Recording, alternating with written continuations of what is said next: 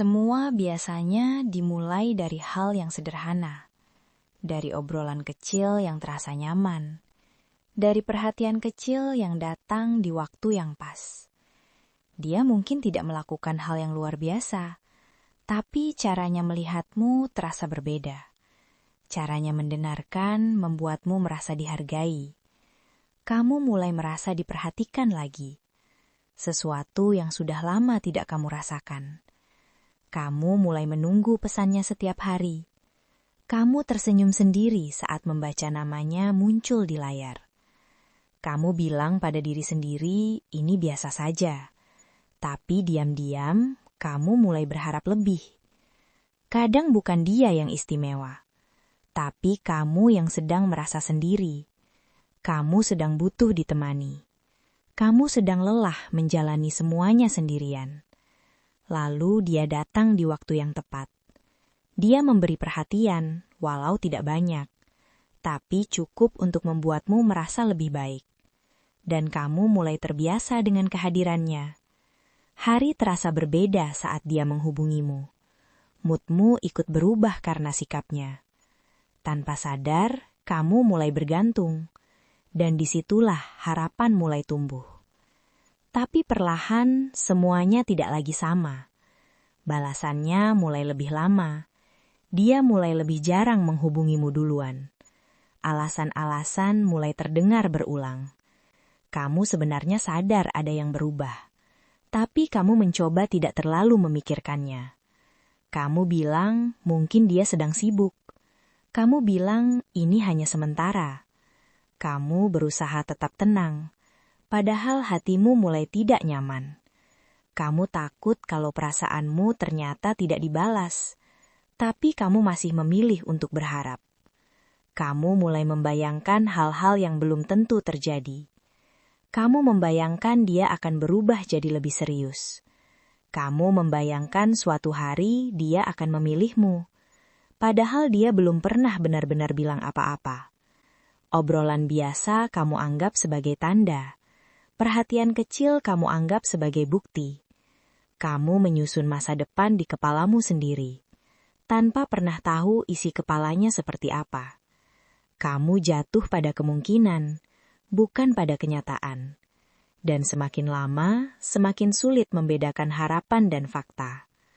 Sebenarnya kamu tahu dia tidak selalu konsisten. Kamu tahu dia sering membuatmu menunggu. Kamu tahu kamu bukan prioritasnya. Tapi kamu tetap bertahan, karena kamu takut kehilangan dia. Kamu takut kembali merasa sendiri. Kamu takut memulai semuanya dari awal lagi. Jadi kamu memilih bertahan. Kamu mulai menurunkan standar. Kamu mulai memaklumi sikap yang menyakitkan. Kamu berkata pada diri sendiri untuk bersabar. Padahal yang kamu lakukan adalah mengorbankan diri sendiri. Dalam hati, kamu hanya ingin dipilih. Kamu ingin merasa penting. Kamu ingin merasa diutamakan, bukan hanya dijadikan pilihan saat dia bosan. Saat dia memberi perhatian, kamu merasa spesial. Kamu merasa berbeda dari yang lain. Walau sebenarnya belum tentu begitu. Tapi kamu memilih percaya, karena rasanya menyenangkan, dan kamu ingin terus merasakannya. Meski harus hidup dalam ketidakjelasan. Tanda-tandanya sebenarnya sudah ada. Dia tidak pernah benar-benar memberi kepastian. Dia datang dan pergi sesukanya. Tapi kamu tetap membuka pintu. Kamu terus memberi kesempatan. Kamu terus berharap dia akan berubah. Kamu bilang ini hanya butuh waktu.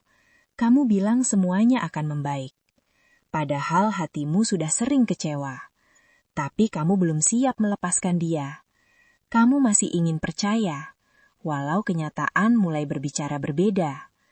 Kamu mulai merasa capek. Capek menunggu, capek menebak-nebak perasaannya, capek berharap sesuatu yang tidak jelas. Setiap kali kamu hampir menyerah, dia datang lagi dengan perhatian kecil. Dan kamu luluh lagi. Kamu berpikir mungkin kali ini berbeda.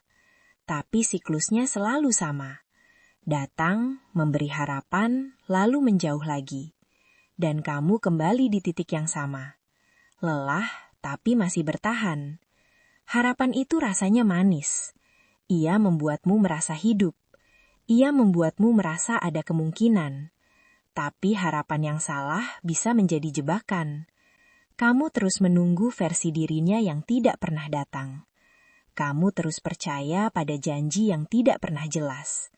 Kamu terus memaafkan hal yang sama, lagi dan lagi. Tanpa sadar, kamu berhenti melihat kenyataan. Kamu hanya melihat apa yang ingin kamu lihat. Dan disitulah kamu mulai kehilangan dirimu sendiri, sedikit demi sedikit. Sebenarnya kamu tahu jawabannya. Kamu tahu dia tidak pernah benar-benar memilihmu. Kamu tahu kamu hanya pilihan saat dia butuh. Tapi mengakui itu menyakitkan. Jadi kamu pura-pura tidak melihat. Kamu pura-pura semuanya baik-baik saja. Kamu bilang pada diri sendiri untuk bersabar. Padahal yang kamu tunggu tidak pernah pasti. Yang paling sulit bukan melepaskan dia, tapi menerima bahwa kamu salah berharap. Itu yang paling berat, karena artinya kamu harus mulai dari awal lagi. Lalu suatu hari, kamu lelah dengan rasa sakit yang sama.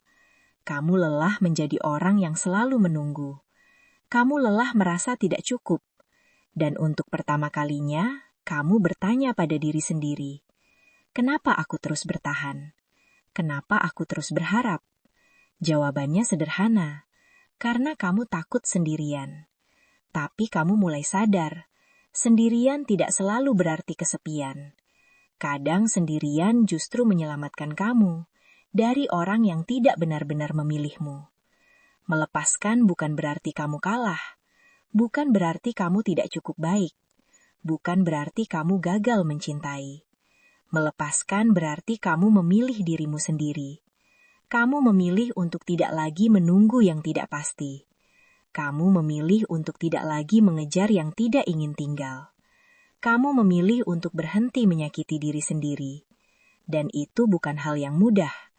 Tapi kamu pantas mendapatkan kepastian. Kamu pantas dipilih, bukan hanya diingat saat bosan. Dan suatu hari nanti, kamu akan bersyukur karena berhenti berharap pada orang yang salah.